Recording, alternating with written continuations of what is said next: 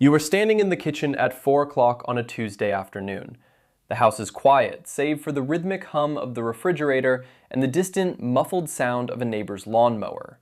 You are staring at a stack of mail, or perhaps a half-empty glass of water, and for a split second, you forget what you were about to do. In that silence, a familiar weight settles into the base of your throat. It is not a crisis, it is not a panic attack. It is just the sudden, piercing realization that you are the only one here, and that somehow you have been the only one here for a very long time. You have spent your entire adult life being the person who handles things, the one who figures it out, the one who doesn't need a manual or a hand to hold. But in this quiet kitchen, the strength you pride yourself on feels less like a choice and more like a scar. You realize that your greatest talent is also your deepest exhaustion. You are an expert at being okay when you aren't. If you were born between 1980 and 1989, you belong to a specific psychological cohort that was raised to be hyper-functional ghosts. You are the last generation to remember the world before it was loud, and the first to be expected to master the noise. You are the kind of person who feels a strange spike of guilt when you aren't being productive, even on a Sunday afternoon. You have probably never said this out loud, but you often feel like you are performing the role of an adult while waiting for someone more qualified to show up and take over, even though you are already 40. This isn't just a quirk of your personality or the result of a stressful career. It is the predictable outcome of a very specific kind of psychological conditioning that happened when the world was shifting beneath your feet. The part that makes this almost impossible to break is the mechanism of the hyper-independent shadow. It is a survival strategy you adopted before you were old enough to ride a bike without training wheels, and it has successfully convinced you that needing someone is the same thing as being in danger. You grew up in the era of the disappearing parent and the flickering screen. Whether your home life was stable or chaotic, you likely spent a significant portion of your childhood in a state of self-supervised solitude.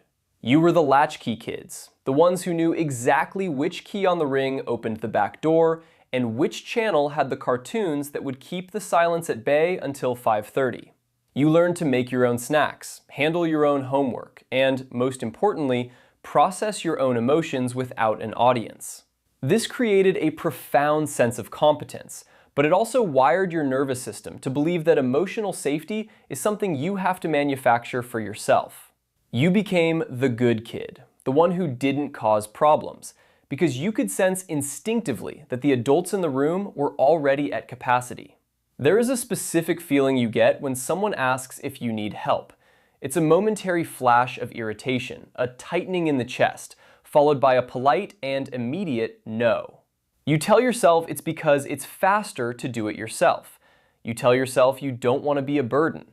But the psychological truth is deeper and more unsettling.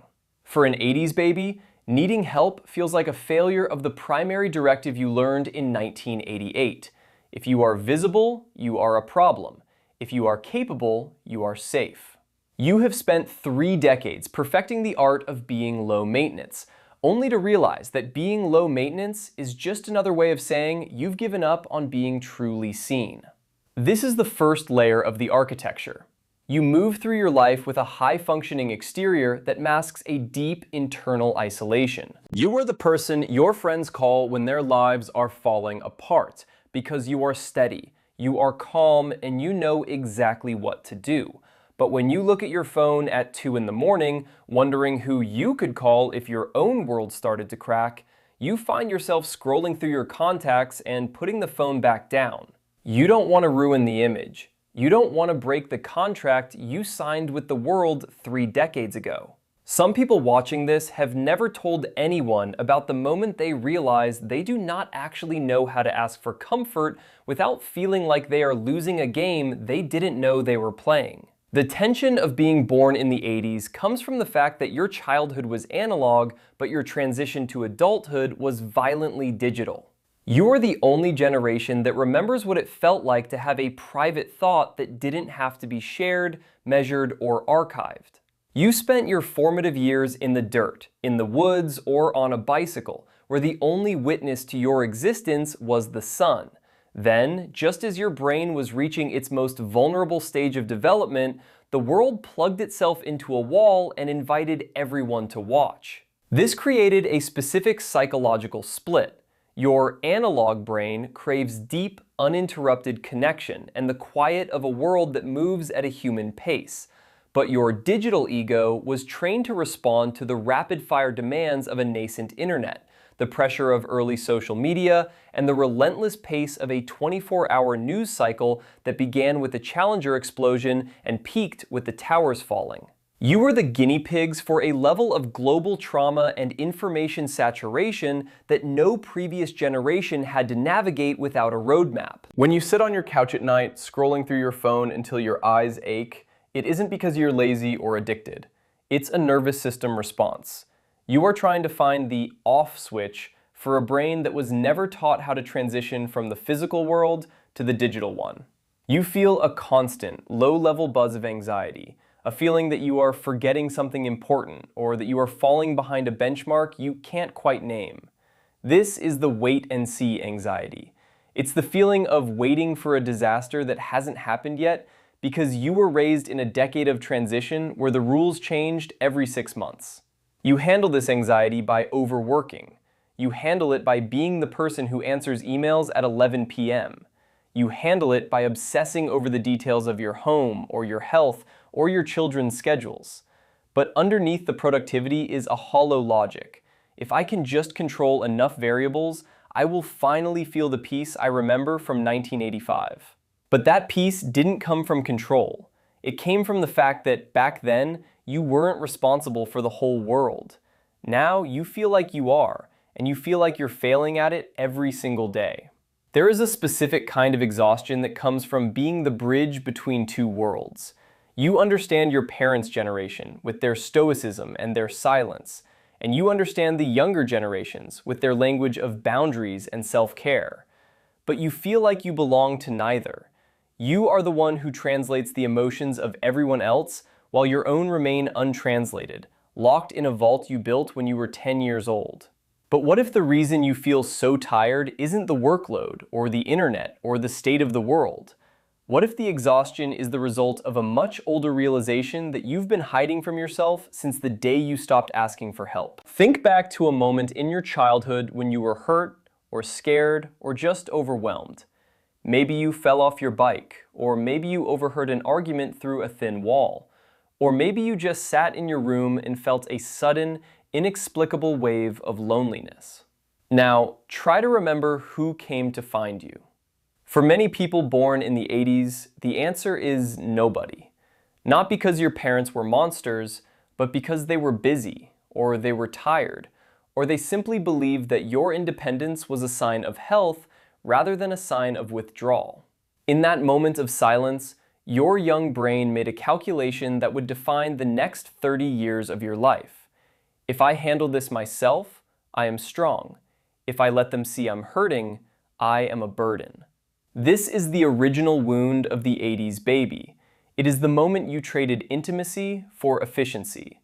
You decided that being low maintenance was the only way to ensure you were loved, or at least tolerated. And you were so good at it that the adults in your life breathed a sigh of relief. They looked at you and said, "We don't have to worry about them. They're fine." And so you became the person who is always fine. The cost of this adaptation is playing out in your life right now, in ways you might not even recognize.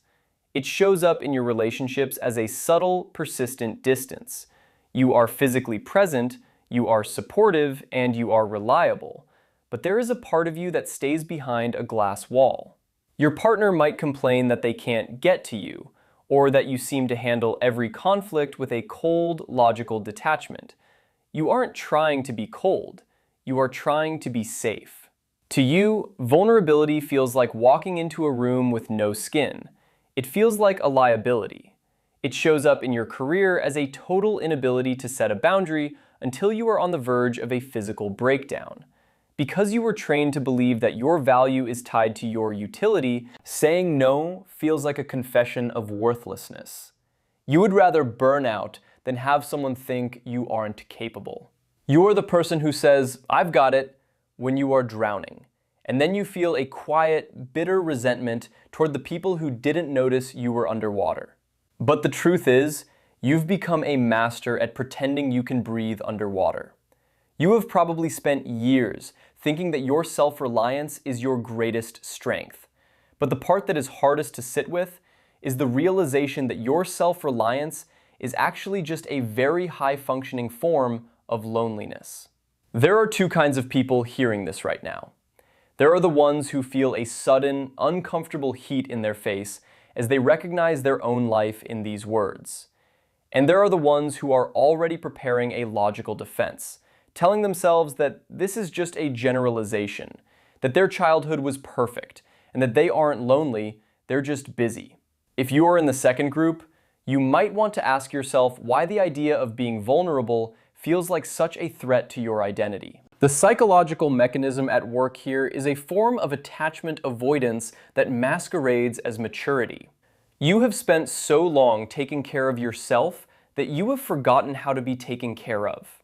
You view emotional needs, both yours and other people's, as problems to be solved, rather than experiences to be shared. When someone you love is hurting, you offer solutions. When you are hurting, you offer silence. This pattern is taking something from you every single day.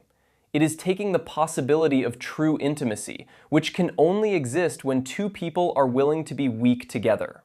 It is taking your ability to rest, because your nervous system doesn't know how to feel safe without a task to complete. And it is taking your sense of self, which has been buried under layers of being fine for so long that you might not even know who you are when you aren't being useful to someone else. You are living in a body that is 40 years old, but your heart is still that 10-year-old in the quiet kitchen, waiting for someone to walk through the door and ask how your day really was. And because nobody came back then, you've convinced yourself that you don't need anyone to come now. You've turned your isolation into a fortress and called it independence. The irony is that you are part of a massive, invisible tribe of people who are all doing the exact same thing. You are all sitting in your respective cars or kitchens or offices, feeling slightly disconnected from the world, wondering why life feels so heavy when you've done everything right. You have the house, the job, the family, the success, but you still have that feeling at the base of your throat. You are the generation that was told we could have it all, but we weren't told that having it all would require us to give up the right to be humanly fragile. The mid-video shift happens when you realize that the world didn't do this to you. Your parents didn't do this to you. It was a collective agreement made in a time of unprecedented change. You were the transition generation, and you did what all transition generations do. You adapted. You learned the new language of the digital age while clinging to the survival skills of the analog one. You became the ultimate survivors. But survival is a terrible way to live. The question isn't how to fix yourself. You aren't broken. You are just over-engineered for a world that no longer requires you to be this alone. The mechanisms of shame and avoidance that kept you safe in 1992 are the same ones that are making you miserable in 2026. You are still using a map of a city that has been completely rebuilt. Think about the last time you felt truly overwhelmed. Not the "I have a lot on my plate" kind of overwhelmed, but the deep, bone-weary feeling that you cannot keep the plate spinning for one more second. In that moment, what was the very first thing you did? Did you reach for your phone to call a friend? Or did you tighten your jaw, take a deep breath, and start making a list of how to fix it yourself? If you made the list, you are still operating from the wound.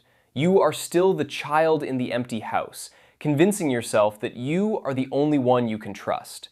You are still performing the role of the good kid, hoping that if you just do enough, you will finally earn the right to stop. But there is no amount of doing that will ever satisfy the part of you that just needs to be held. There is no checklist that can replace the feeling of being known. You have spent your life building a version of yourself that is indestructible. You are proud of your resilience. You are proud of your grit. But as you move into the middle of your life, you are starting to see the cracks in the foundation. You are starting to see that being indestructible is just another way of being unreachable. We live in a culture that celebrates the hustle, the grind, and the self-made individual. But for those born in the 80s, these aren't just cultural trends. They are the external echoes of an internal tragedy. We are a generation of people who are terrified of being too much. So we have settled for being not enough for ourselves. We have traded our depth for our utility. The weight you feel in your chest isn't a sign that you are failing at life. It's a sign that your humanity is trying to break through the armor. It's a sign that the 10-year-old in the kitchen is tired of making their own dinner. It's a sign that the hyper-independent ghost is ready to become a person again. This isn't about finding a solution or a 5-step plan to emotional health.